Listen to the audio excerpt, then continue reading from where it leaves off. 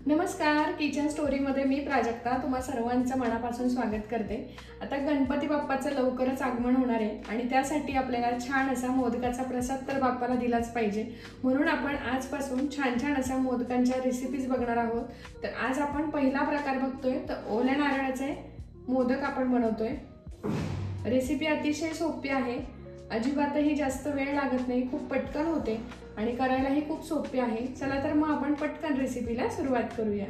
तर आज आपण बाप्पासाठी मोदकाचा प्रसाद बनवतोय। तर त्या मोदकांसाठी आज आपण ओल्या खोबऱ्याचे मोदक बनवतोय। तर त्यासाठी आपल्याला एक नारळ लागणार आहे। ते नारळ मी व्यवस्थित फोडून त्याचे अशा प्रकारे जो त्याचा मागचा भाग असतो तो काढून घेतलेला आहे आणि अशा प्रकारे ते स्वच्छ पाण्याने धुवून घेतलेले आहेत। तर आता पहिल्यांदा आपण याचे व्यवस्थित असे काप करून घेऊया, म्हणजे हे मिक्सरला व्यवस्थित असं बारीक होईल। तर अशा प्रकारे आता याचे काप करून घ्यायचे।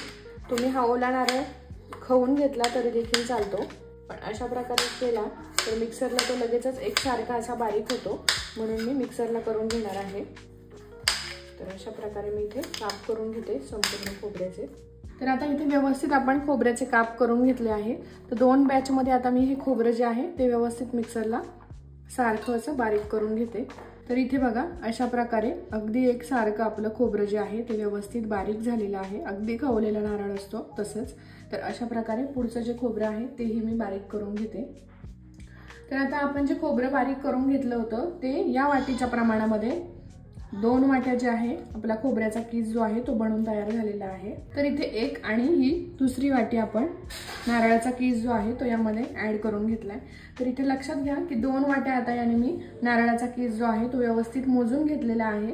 तर या प्रमाणामध्ये आपल्याला 2 वाटी कीस घेतलाय, म्हणून आपल्याला 1 वाटी साखर वापरायची। चला तर मग आपण पुढच्या कृतीला सुरुवात करूया। तर आता इथे एक मी कढई ठेवून घेतलेली आहे, त्यामध्ये आपण जो किसलेला, तर आता इथे मी कढई ठेवलेली आहे। कढई व्यवस्थित तापली आहे, त्यामध्ये आता आपण जे मिक्सरला खोबऱ्याचा कीस करून घेतला होता तो यामध्ये घालून घेऊया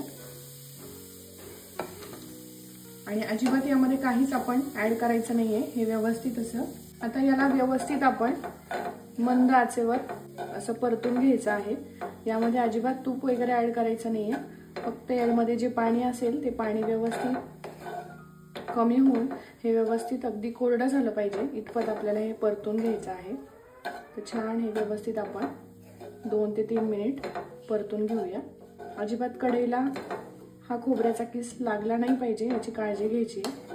तर आता इथे बघा 3 ते 4 मिनिट हे व्यवस्थित मी इथे परतून घेतलेला आहे आणि इथे बघू शकता तुम्ही अतिशय व्यवस्थित आपला खोबऱ्याचा किस जो आहे अगदी सुटसुटीत झालेला आहे। आता यामध्ये मी जे प्रमाण तुम्हाला सांगितलं होतं की 2 वाट्या खोबऱ्याचा किस घेतलाय, त्यासाठी इथे मी 1 वाटी साखर वापरली आहे। तर इथे 1 वाटी साखर मी यामध्ये ऍड करते। तुम्ही गोडाचं प्रमाण कमी जास्त तुमच्या पद्धतीनुसार करू शकता। तर आता हे व्यवस्थित आपण साखर जी आहे ती विरघळून घ्यायची। तर आता इथे साखर घातल्यानंतर खोबरं आणि साखर व्यवस्थित मी परतून घेते आहे। यासाठी थोडासा जास्त वेळ लागतो, म्हणून जोपर्यंत साखर व्यवस्थित विरघळत नाही तोपर्यंत हे मिक्स करत राहायचंय। आता साखर विरघळते आहे, लगेचच त्यामध्ये आपण एक मोठा चमचा दुधावरची साय जी असते ती साय इथे मी घालून घेते। आता यामध्ये आपण दुधाची साय घालून हे व्यवस्थित परतून घेतलं होतं आणि परतून घेताना यामध्ये दुधाचा ओलसरपणा राहिला, त्यामुळे हा अशा प्रकारे पिठाचा गोळा तयार होतोय। तर आता फक्त ते दूध व्यवस्थित आटेपर्यंत, म्हणजे यामधलं दुधाचं प्रमाण पूर्ण कोरडं होईपर्यंत आपल्याला हे व्यवस्थित परतून घ्यायचंय, म्हणजे अगदी थोडासा याचा कलर बदलतो।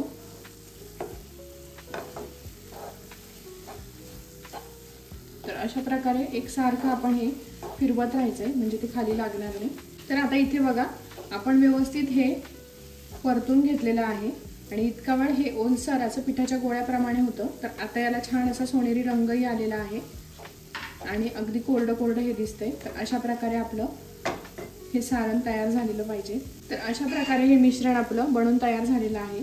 आता हे तयार कसं झालंय ते कसं चेक करायचं, तर अशा प्रकारे आपला जो चमचा आहे तो या मिश्रणामध्ये, तर अशा प्रकारे आपलं मिश्रण जे आहे ते बनवून तयार झालेलं आहे। तर आता मिश्रण तयार कसं झालेलं आहे हे कसं बघायचं, तर हे अशा प्रकारे आपला चमचा यामध्ये उभा करून बघायचा आणि तो जर अशा प्रकारे उभा राहिला तर आपलं मिश्रण जे आहे ते मोदकांसाठी तयार झालेलं आहे। इथे मी गॅस बंद करते आणि हे व्यवस्थित आता थंड करून घेते। तर अशा प्रकारे आता एका प्लेटमध्ये मी हे सर्व मिश्रण काढून घेते आणि आता हे थंड करून घेऊया आपण। तर अशा प्रकारे आता मिश्रण मी एका प्लेटमध्ये काढून घेते आणि हे व्यवस्थित थंड करून घेऊया। हे मिश्रण व्यवस्थित आपल्याला थंड करून घ्यायचे। तर आता मिश्रण व्यवस्थित थंड झालेलं आहे। आता आपण मोदक बनवून घेऊया। तर त्यासाठी इथे मी मोडला व्यवस्थित तूप लावून घेतलेलं आहे आणि त्यामध्ये आता आपण हे सारण भरून घेऊया।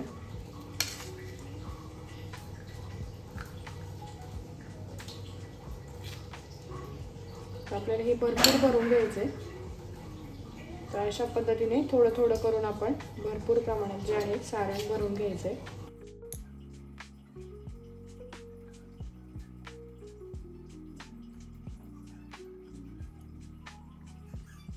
आणि अलगद हाताने पुन्हा हे एकदा काढून घ्यायचे। तर इथे तुम्ही बघू शकता अतिशय छान मऊ असा आपला मोदक बनून तयार झालेला आहे। तर अशा प्रकारे आता मी सर्व मोदक करून घेते।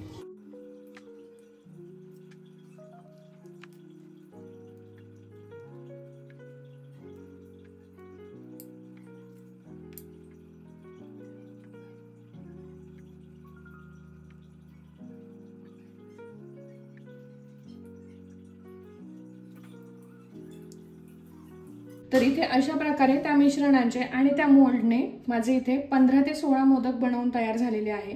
तर आता सगळ्यात शेवटी आपल्याला जे डेसिकेटेड कोकोनट असतं ते यावरून घोळून घ्यायचे किंवा याला थोडंसं अशा प्रकारे लावून घ्यायचे।